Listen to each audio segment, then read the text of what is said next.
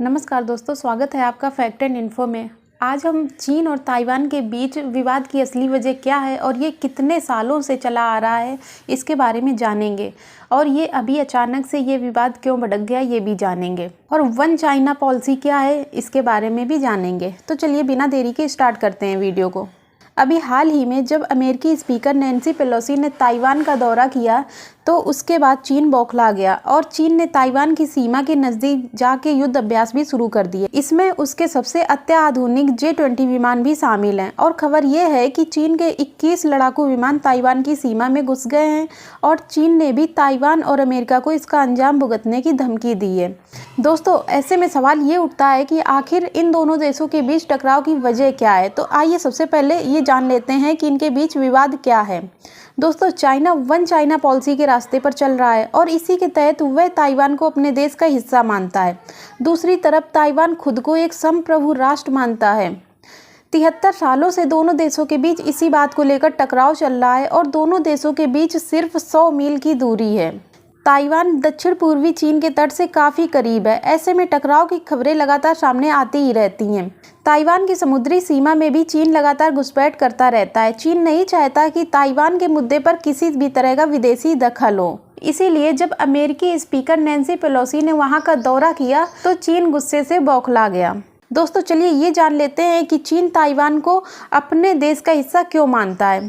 दोस्तों, ठीक वैसे ही जैसे पहले पाकिस्तान भारत का हिस्सा हुआ करता था लेकिन टूटकर अब एक अलग देश बन गया है, ठीक वैसे ही ताइवान भी चीन का ही हिस्सा है। दोनों देशों के बीच लंबे समय तक युद्ध चला था।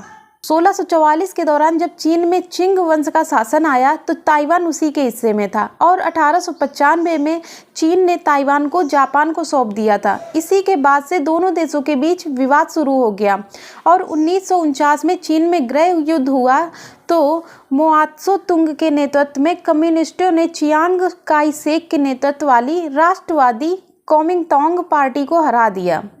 इसके बाद कोमिंगतांग पार्टी ताइवान पहुंच गई और वहां जाकर उसने अपनी सरकार बना ली। और जब दूसरे विश्व युद्ध में जापान की हार हुई तो उसने कोमिंगतांग को ताइवान का नियंत्रण सौंप दिया, जिसके बाद से ताइवान में चुनी हुई सरकारें बनती आ रही हैं और वहां का अपना संविधान है और अपनी करेंसी है और उनकी अपनी कैपिटल भी है।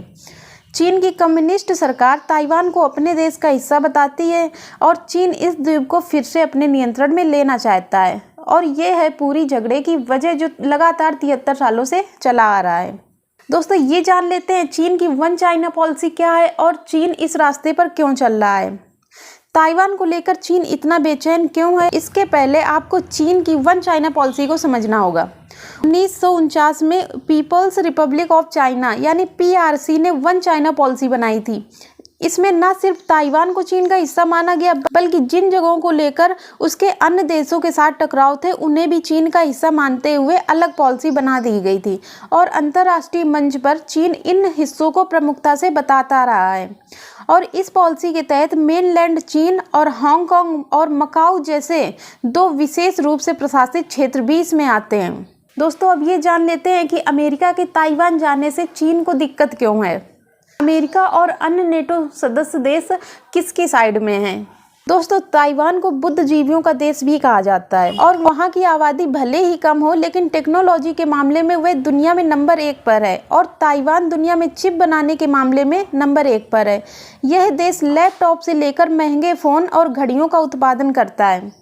ताइवान की कंपनी वन मेजर कंपनी की बड़ी चिप निर्माता कंपनियों में से एक है और दुनिया में चिप निर्माण के मामले में ये कंपनी अकेले ही आधे से ज़्यादा उत्पादन कर लेती है। इस तरह से कहें तो इलेक्ट्रिक वाहनों से लेकर फ़ोन, लैपटॉप और जहाज से लेकर सैटेलाइट तक में इस्तेमाल होने वाले चिप के लिए पूरी दुनिया ताइवान पर ही निर्भर है।